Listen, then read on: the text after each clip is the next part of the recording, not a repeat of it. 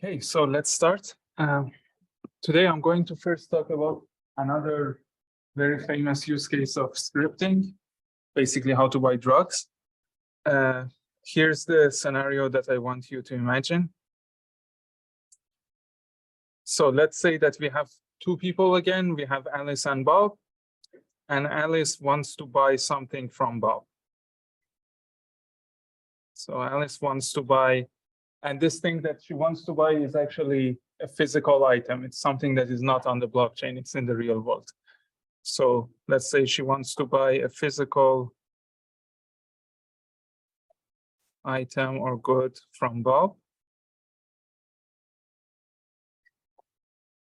And she wants to pay for it on the blockchain. So let's say she wants to pay using Bitcoin.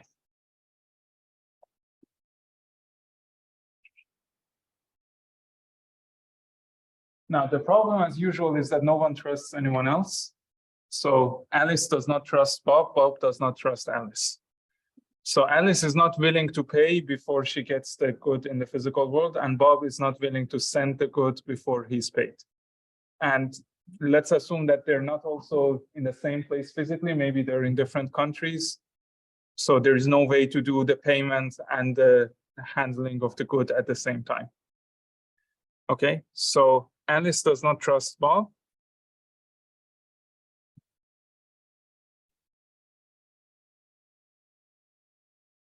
Which means she wants the item first. And Bob does not trust Alice, so he wants the payment first.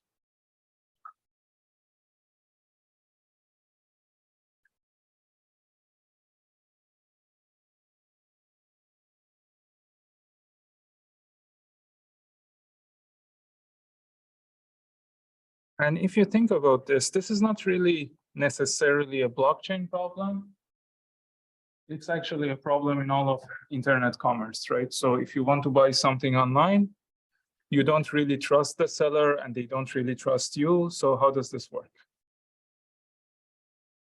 Well, first of all, I want you to see that if you have a scheme where Alice pays half of the money up front and then the other half when the item is delivered, that actually doesn't work, right? Because from Alice's point of view, if I pay half of the money first, then maybe Bob just takes my money and doesn't send me anything, right? On the other hand, from Bob's point of view, if I'm paid half of the amount and I send the item to Alice, there is no guarantee that Alice would pay the other half. So these kinds of things will not really create trust here. Now, we actually do have a solution for this, and that's the terrible solution that you have all used if you've ever bought anything online, and that's to use a trusted third party. So I'm going to call this an awful solution because it goes against everything we stand for in this course. But the awful solution is to just use a trusted third party. And this trusted third party, I'm going to just call her Carol. But in the real world, this can be Amazon, or it can be your credit card company, anyone that both sides agree to trust. Now, so the idea is quite simple. Instead of actually paying Bob, Alice can first pay Carol, and then Carol just keeps this money until Bob sends the item to Alice. And when Bob sends the item to Alice, Carol verifies that, and then she sends the money to Bob. Very simple. Now, this works only if both parties actually trust Carol. Now, there are many problems with this. Of course, we have this problem that we're trusting Carol, but also we're trusting her too much. So for example, we're sending the money to Carol, and maybe we don't want that to happen. Maybe I would like to at least reduce the level of trust that I'm putting in Carol. Okay, so let's not be as bad as the protocols that existed before blockchain, and let's actually use a little bit of our blockchain knowledge and our Bitcoin scripting. So here's what I can do. Let's say this item was worth, I don't know, 100 Hong Kong dollars again. So Alice can create a transaction. Let's call this transaction 1, where she puts in, let's say, 100 HKD. And let's say 1 HKD is the transaction fee. And it has one output that has a value of 100 HKD. But in order to actually spend this coin, we put a condition here that you will need 2 out of 3 signatures from Alice, Bob, and Carol. Okay, so you either need signatures from Alice and Bob, or you need signatures from Alice and Carol, or signatures from Bob and Carol.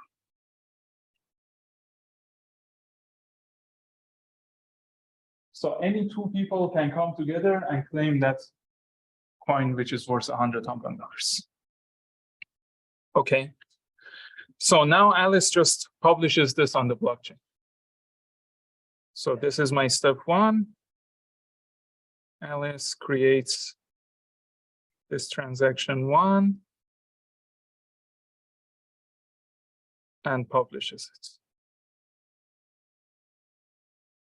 Now, of course, all the parties can wait until the transaction gets on the blockchain and until you have confirmations and all of those things that we talked about.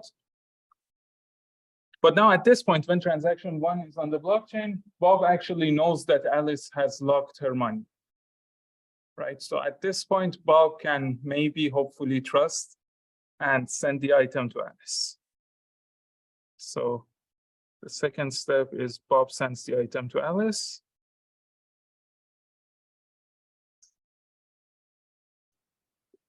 And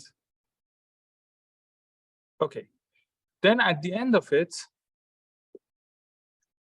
we have a situation where, well, there's no way for me to check on the blockchain if Bob actually sent the item, right?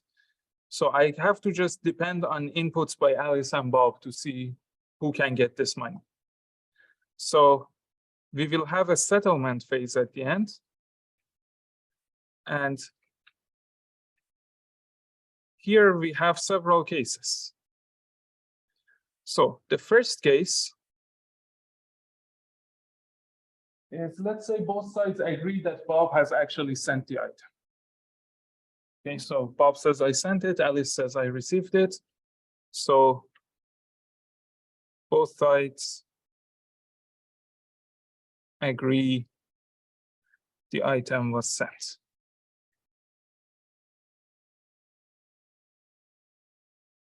Okay, in this case, they don't even need to go to Carol. They can just create another transaction that uses this money here to pay Bob, and they both just sign it. Okay, so you just create a new transaction. Let's call it transaction 2. And you get the output of transaction 1 as input here. And remember, this output needed 2 out of 3 signatures, but that's fine. So I just say Alice and Bob create this transaction and sign it and publish it.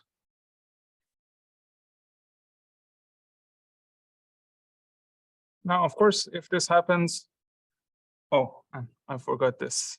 The transaction has to actually pay Bob, right? So it gives the money to Bob. Now, of course, if this happens, this is a little bit better than the normal case of escrows that you see, for example, using Amazon.com or something like that, because the money never actually reached Carol. So if they have no disagreements, if they both agree that Bob has to be paid, they can just release the money to Bob. And there's no way for Carol to steal the money. Okay, so the second case is actually basically the mirror image of the first case. This is when both sides agree that the item was not fulfilled. So you just create a transaction just like this, but pay Alice. Okay, so if both sides agree the item was not sent,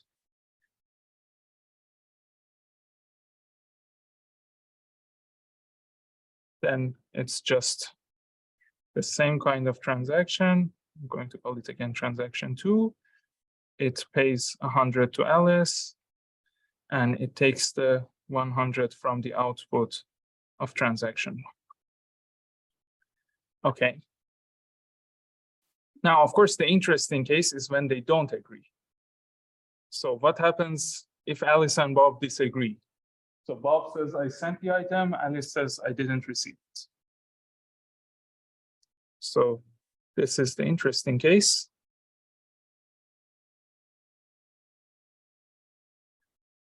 Now, only in this case, only when there is a disagreement, they have to actually now go to Carol.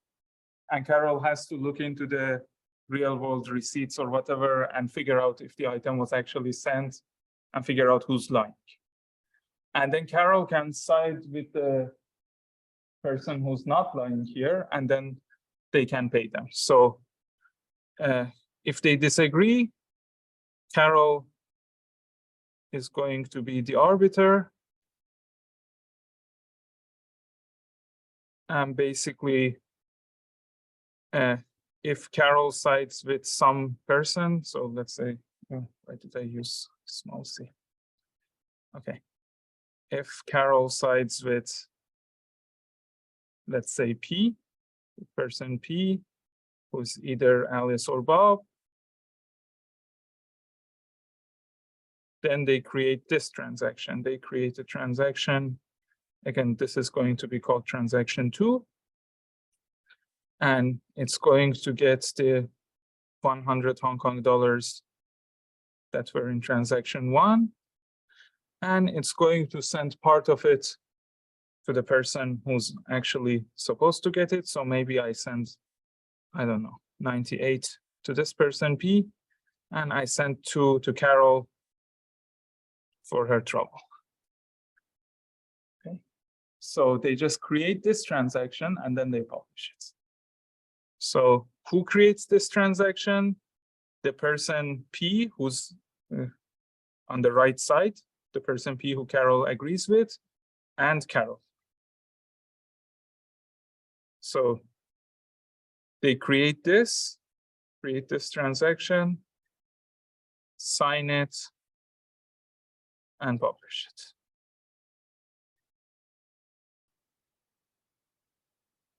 Okay. Can you see the problem with this protocol?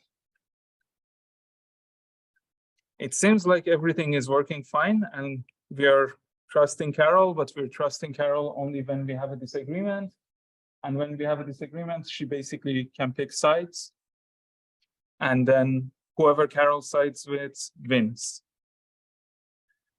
Well, of course, on a deeper level, there is a problem here in the sense that my protocol is not really connected to the real world. So Carol can lie, right? But I'm going to assume that Carol would not be a liar. But, well, even if she's not a liar, the problem is that you can bribe Carol here, right? So let's say I'm Bob, and let's say I have not sent the item to Alice. I can just create a transaction that pays 50 to me and 50 to Carol. And then I can just sign that and send it to Carol. And I would say, hey, Carol, you can sign this. You can have half of it. Right? That's the problem here. So our problem is a problem of bribery.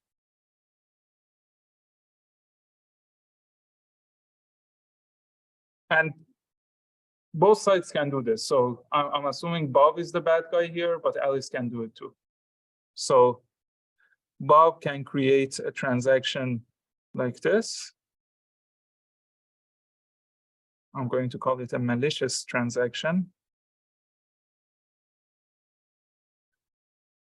And this is how my malicious transaction looks like. I'm just going to take the 100 from transaction 1. And I'm going to say pay 50 to Carol and 50 to Bob. Okay, so Bob creates this malicious transaction, and then he can sign it and send it to Carol.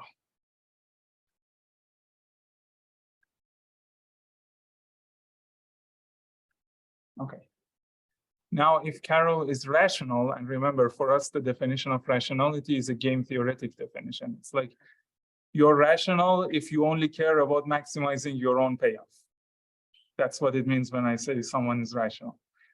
If Carol is rational, she's going to just sign this, because in any other case, she's going to make at most 2 units according to the protocol, but here she's paid 50. Okay, so a rational Carol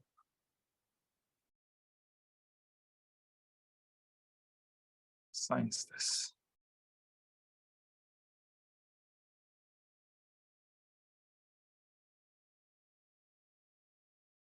Let's call this one TXM because it was a malicious transaction. Okay. So we have this problem here. How can we solve this problem? Well, we can just remove Carol. Let's have a protocol that only has Alice and Bob in it. Let's not have any other third parties, trusted or not. I just don't want anyone else. So how can I do the same thing, but without Carol? And also, by the way, the problem is not only bribery. In the real world, actually, the problem was how to evade law enforcement. So if Carol is something like Amazon, Amazon has to follow all the rules, right? So if you want to buy and sell drugs, you cannot use Amazon as your Carol. So, okay. But we're going to be nice and we're just going to say we don't trust Carol. So now our next step is to basically remove Carol. And let's have a strictly two-party contract or a strictly two-party protocol. And by the way, I'm already using the word contract. At this point, I just mean script when I say contract, but I will soon give you a better definition of contract. So let's say I want to remove Carol from the protocol.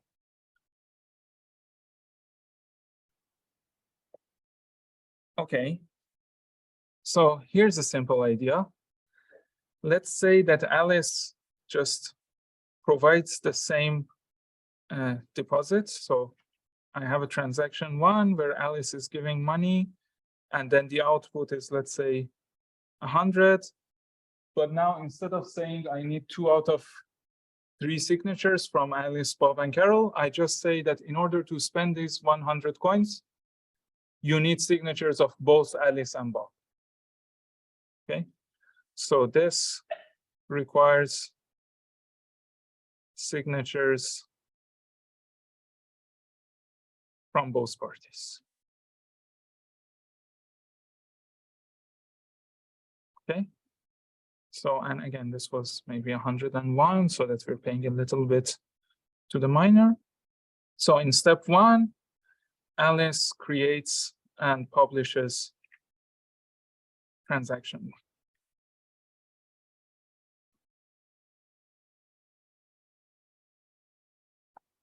Now, again, from Bob's point of view, you see that Alice has locked her money.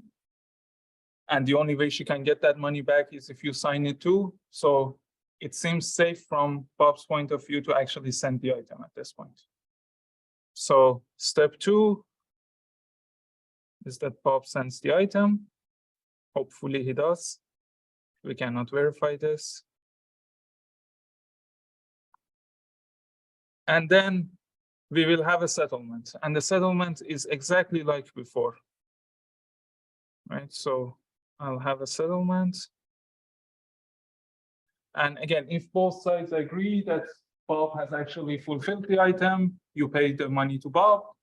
If both sides agree that the item was not fulfilled, you pay the money to Alice. The problem is what happens if they don't agree. So what happens here if they don't agree? The money just remains locked. No one can get the money. Okay? So this is our settlement procedure. We say that cases A and B are just like before.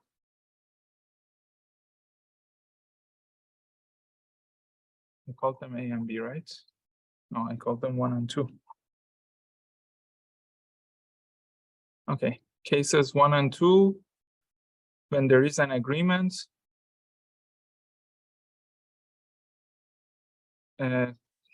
is going to be unchanged or unchanged. Now, and remember, in the previous protocol, when there was an agreement, I didn't need Carol anyway, so I can just do the exact same thing. But now case 3 is the bad case, and this is when we say if there is a disagreement, no one gets the money. So the money is basically burnt. It's not really burnt, it's locked. So it would be there until you can reach an agreement. That's it. So if no agreement, the money remains locked.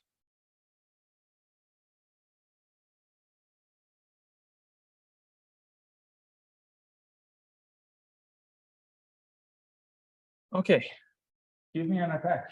What's the problem here now if I use this protocol?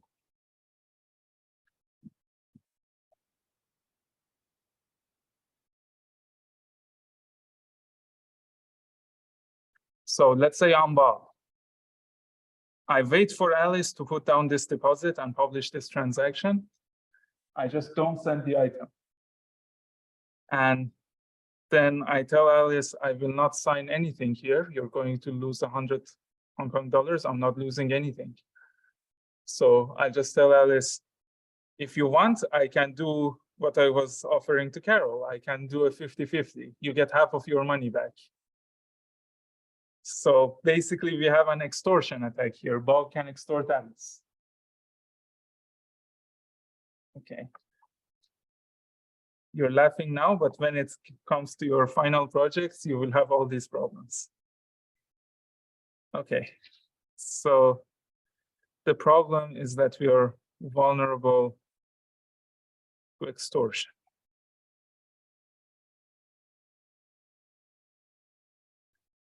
Okay. What can we do? Well, part of the reason why Bob can actually do this extortion is because only Alice is putting down a deposit. Right? So if the money is locked, it's only Alice who's losing her money. Bob is not losing anything. So let's change this and let's ask both parties to put a deposit. Now, this sounds a little bit weird because as the seller, you have to still put down a deposit, which is not something we're used to. But actually, it helps a little bit. So the solution here is to change the deposit transaction.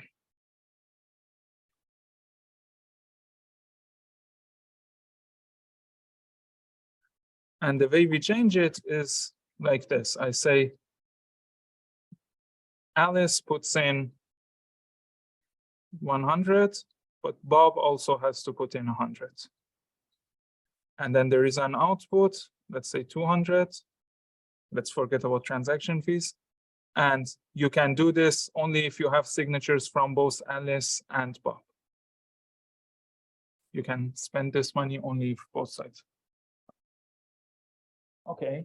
Now I have to, of course, make some small changes. For example, if they both agree that the item was actually fulfilled, then you have to pay 200 to Bob.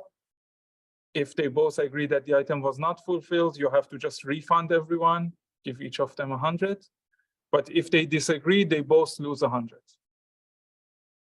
So basically, our solution is to force the two sides to come to an agreement.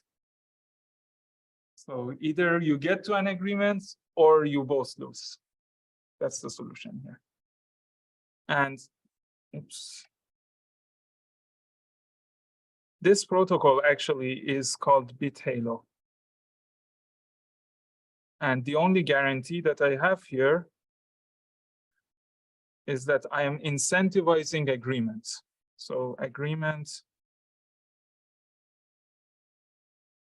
is incentivized in the sense that if they don't come to an agreement, they both lose a lot of money. So both parties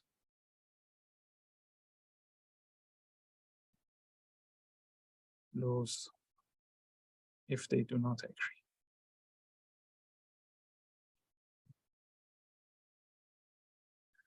Now, this is better than the previous protocol because in the previous protocol, only Alice was losing. And so Bob could easily extort Alice.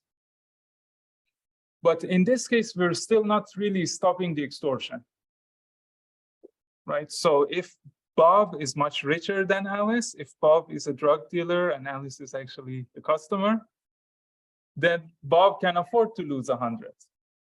So I mean, this is outside of the scope of computer science. This is psychology now.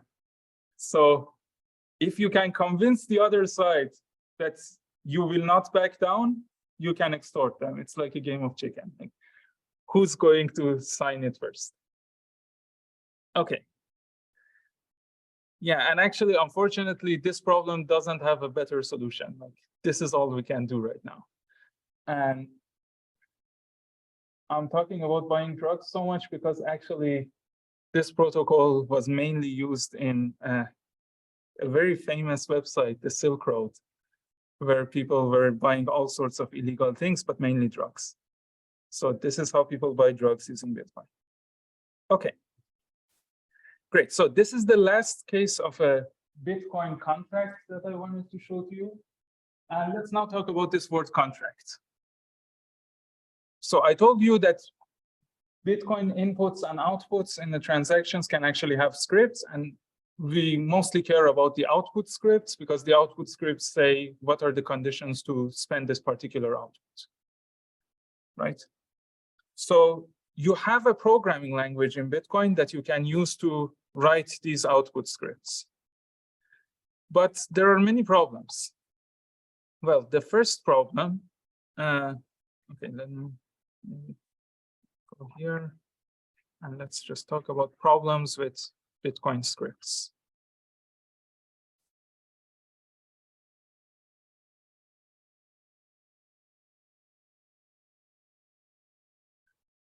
Okay, so I have a transaction. It has a bunch of outputs, and each output has a script which says what are the conditions to use this particular coin. Now, what problems do I have here? Well, first of all, this is very awkward, as you have seen. Like, designing protocols is generally quite hard. You have to constantly think about many different outputs and what this particular script at each one of these outputs is and how we can combine these together. And we get all sorts of attacks like this.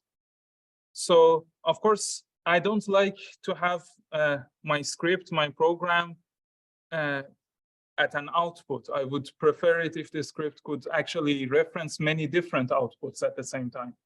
It would have been much better if I had a design where I could have a script and that script could say, oh, if you want these 5 different outputs, you have to do this, let's say. So I don't have that. So my first problem is that scripts are attached to outputs. They're also attached to inputs, but mostly I would say outputs here, because that's what we care about. Okay, so that's the first problem. My second problem is that the language that is used for writing these scripts is extremely limited. So I cannot write whatever program I like. I can only write programs that are allowed in that particular language. And I'm not going to teach you that language because it's useless.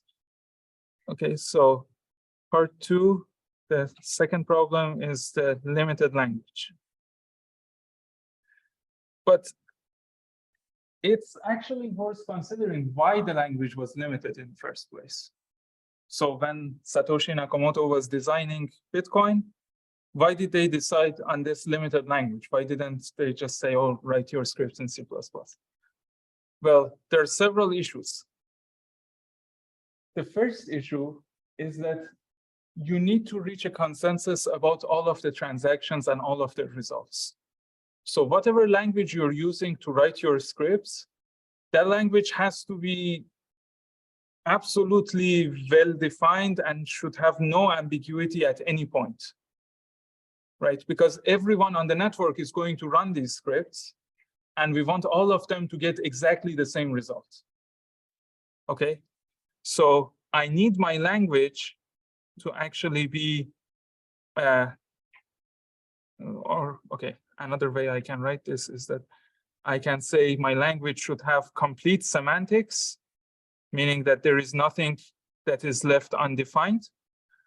So for example, if you consider C++ or Java or other normal programming languages, there are many cases that can lead to undefined behavior. Let's say I have two integers, they're 64-bit integers, I'm adding them up. I get overflow in that, and as soon as I have overflow, a lot of languages just say it's undefined behavior. Your compiler decides what to do, right? But I cannot have that because, well, different nodes might decide differently, and then I will have a fork. So I need complete semantics, and I also need not only complete, but unambiguous semantics. So there should be exactly one way to run every script. But that's not the only problem. The next problem I have is that, again, everyone on my network is going to run all of these scripts. So if I let people have something like a while loop or a for loop in there, they can write a script that never terminates, right? And if they write a script that never terminates, then the entire network will just keep running that forever, and that particular transaction basically is like a denial of service attack. So I need all transactions to terminate. So all scripts must terminate. And in case of Bitcoin, actually the design was that all of these scripts should terminate in a very short time. So the language is designed so that all these scripts must terminate basically in 01. So you don't have a real programming language. You can only do a limited number of steps. Okay. This is my second problem here. But as if these were not enough, we actually have another problem. And this last problem is not really the designer's fault. And it's that Bitcoin miners actually have whitelists of transactions, of transaction scripts.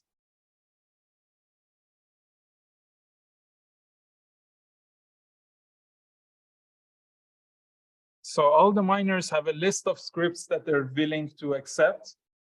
And if your transaction is using any script that is not in their whitelist, even if it's a valid script according to the Bitcoin protocol, the miners will not add it. And again, the reason for this is historical, because like in the early days of Bitcoin, people wrote crazy scripts, and then some people lost their money, and then Bitcoin crashed, and they wanted to avoid that. So now we have this situation. So in practice, Bitcoin is not really a programmable cryptocurrency. So you cannot write your own programs. You cannot write your own contracts in any way that you like in Bitcoin, because you're limited to what the miners will accept. Okay. So how do we solve these problems?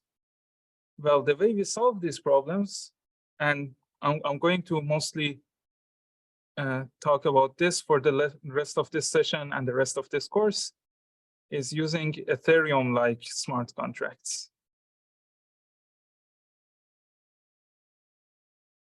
Okay, first of all, let me say a few words about the word smart contract. There's nothing smart about it. It's just a marketing ploy. It's a contract. They just decided that we want to call it a smart contract. Okay. And Ethereum is currently the second largest cryptocurrency after Bitcoin. And the whole selling point of Ethereum was that it allowed smart contracts. So what are smart contracts? Smart contracts are basically pieces of code that you put on the blockchain. Now, why is that useful? Well, I have to talk a lot to get to that point. So I just want you to think about how the consensus protocol in Bitcoin worked. We have proof of work, we have a blockchain, this blockchain is getting extended, and everyone is eventually reaching a consensus about our blockchain. Now, what's actually in this blockchain? What do we have inside our blocks? We have a bunch of transactions. So what is it that we are reaching a consensus on? So what is the consensus in Bitcoin really about? The consensus in Bitcoin is on a sequence of transactions.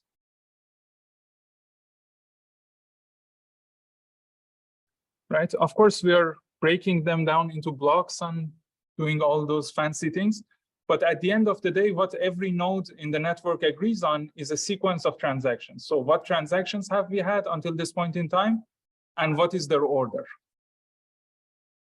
That's what we agree on.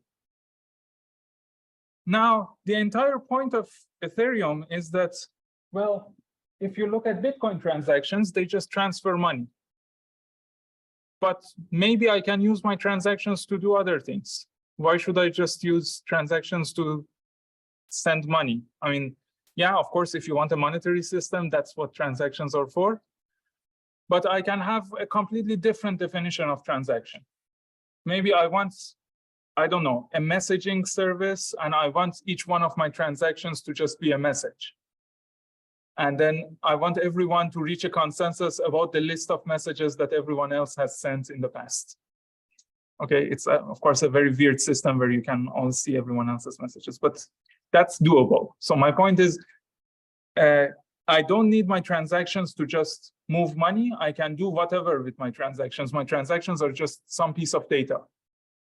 And as long as I have some way of validating transactions, remember, so we talked about this concept of when a transaction is valid.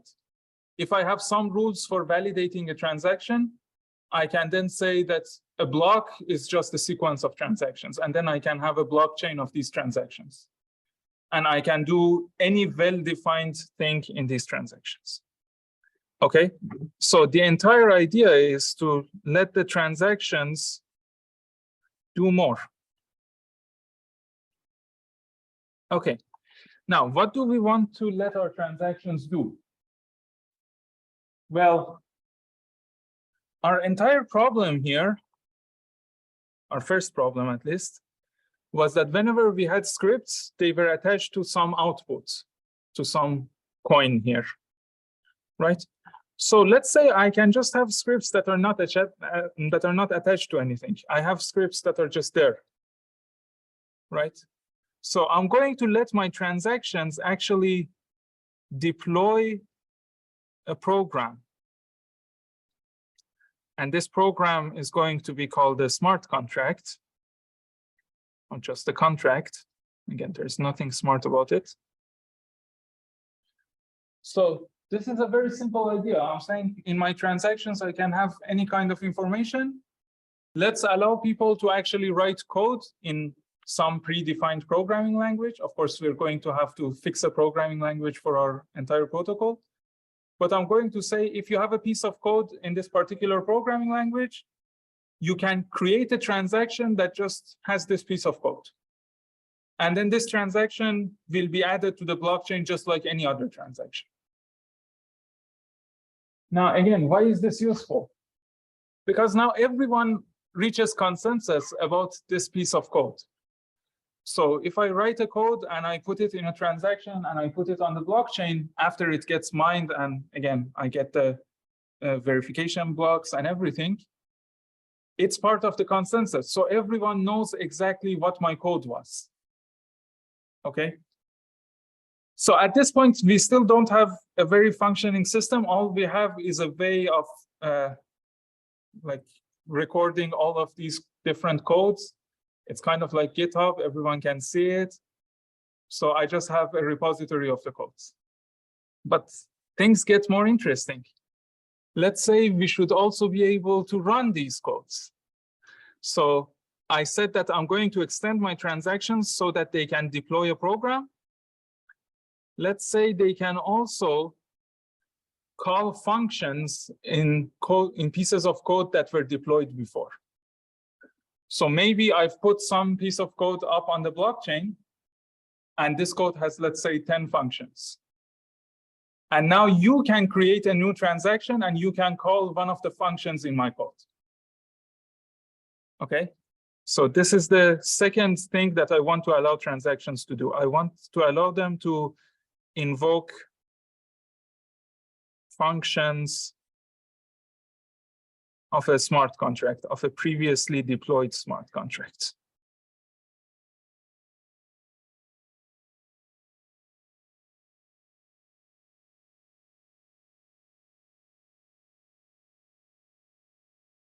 Okay.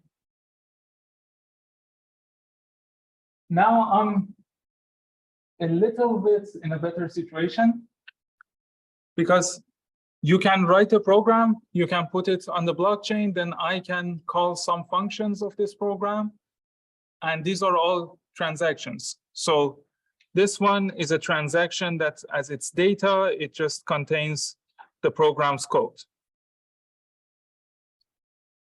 right? Whereas this one, the data that this transaction contains is actually a little bit more complicated. It should have a pointer to the contract,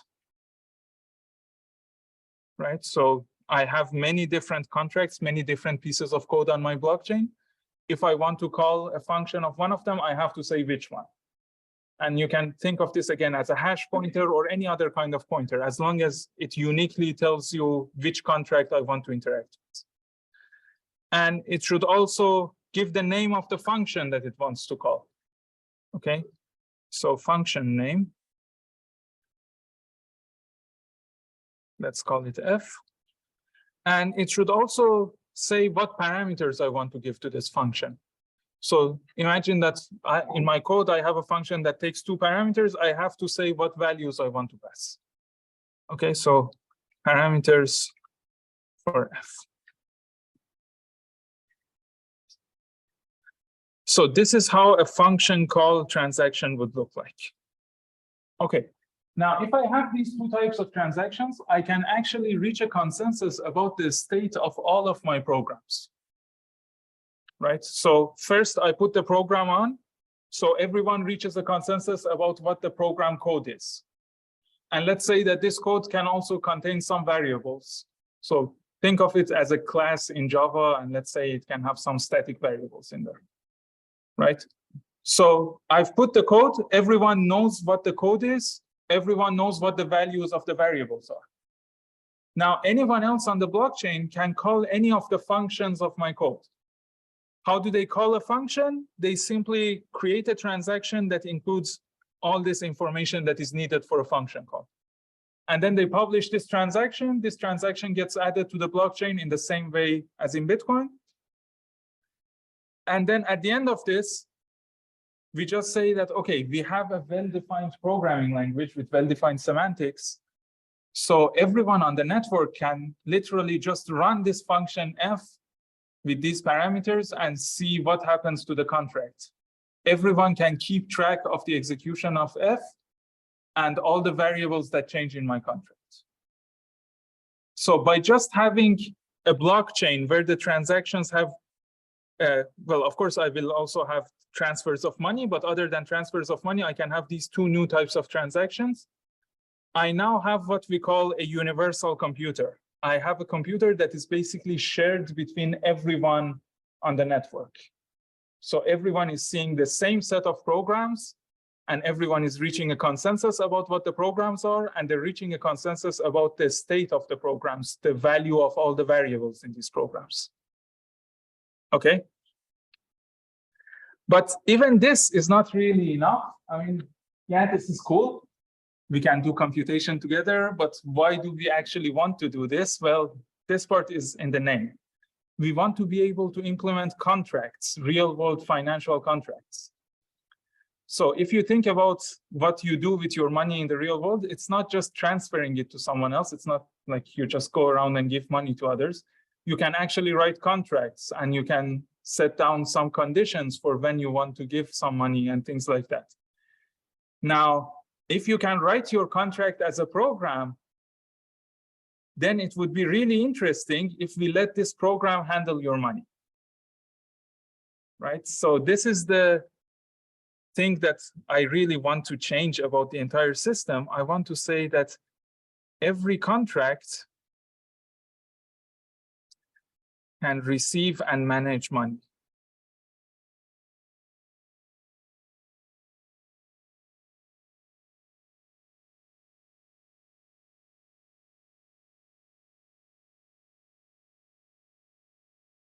So this now means that when I have a transfer of money, previously, in order to do a transfer, I was transferring my money to some other person, right? Or I was transferring it by setting down a script for who can get this money. But now I say my transfers can send the money either to another person, in which case I just give the public key of that person, or they can send the money to a contract. So every piece of code that is on the blockchain now has the ability to actually own money. Okay, so this is how I'm changing my transfers. Transfers can send money to people, and the way we send to people is using their public key, or to contracts.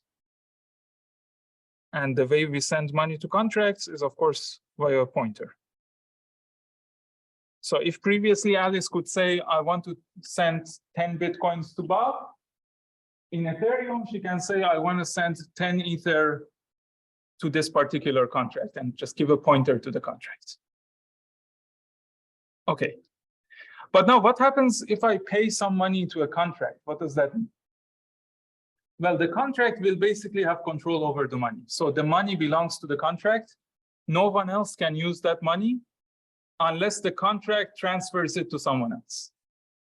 Now, how can the contract transfer something? Well, maybe the contract is programmed so that when I call one of its functions and give it some particular values as parameters, the contract code decides to transfer something. Okay. So let me just give you a very simple example, and I'm going to use pseudocode here. This is not real code. So let's say I have a contract, and let's say my contract is called puzzle. And here's what I'm going to do. First of all, I'm going to have a variable in this contract. Let's say I'm going to call it string x, and I don't know what this variable is. It's some value. 0, 1, 2, ABC. Okay. And then I'm going to have a function in this contract. I'm going to call this function f. And it takes a string y as its parameter. This is really weird to write code by hand. Okay. So it takes a string y as its parameter. From next session, I will actually code. And what it does is very simple. It says if I take the hash of the string x plus y, so x appended with y, and if that hash is less than, let's say, I don't know, 10 to the power of 10. If this happens, then just pay all the money that is in this contract to the person who called this function. So I'm going to write it like this. I'm going to say caller.pay balance. Okay. And what I mean by this, by balance, I just mean all the money that belongs to the current contract. And caller is whoever called the function f, whoever created the transaction that calls function f. And he would be paid the entire balance of the contract. So how would this actually work in the real world? Well, let's say I'm the person who's deploying this contract. So I would just write the code of this contract. and then I would create a transaction that contains the code. So it puts this code on the blockchain. So now everyone on the network knows that this is the code of my contract. Okay, then I'm going to transfer some money to my contract. Let's say I transfer 100 Ether to my contract. So now the balance of this contract becomes 100 Ether. And by the way, everyone on the network has to keep track of the balances of all the contracts. You should know how much money each contract has. But that's also fine because it's just keeping track of all the transactions. Okay, so if I send, let's say, 100 Ether to my contract, then everyone on the network knows that my contract owns 100 Ether. Now, if later on, so what does this contract do? This contract is basically something like proof of work. It's saying that if you can give me a string y such that this hash is small, I will pay you everything I have. Right? So if later on you can actually solve this problem, solve this puzzle, and find a string y that satisfies this condition, then you will create a transaction of this second type, a transaction that invokes a function. And in your transaction, you say that I want to invoke the function f of this contract of puzzle with this particular value for the string y. And when that happens, everyone on the network will run the function f with this value. When your transaction gets added to the blockchain, everyone executes it. And when everyone executes it, everyone sees if this condition actually is satisfied and whether the contract decided to pay you. And so if the contract decides to pay you, if the contract code pays you some amount, they will just all update your balance, and everyone in the network will reach a consensus that now you own the 100 Ether that was in this contract. And of course, the balance of the contract becomes 0. So it's very much an accounting system. We don't have unspent transaction outputs anymore. We don't have these things. We just have contracts, and we have two types of balances. We have balances for people and we have balances for contracts. And everyone on the network not only keeps track of the blockchain, which is a sequence of transactions, they also keep track of everyone's balances and the state of every variable in every contract. Okay. That's it for this session. In the next session, we will see some real contracts.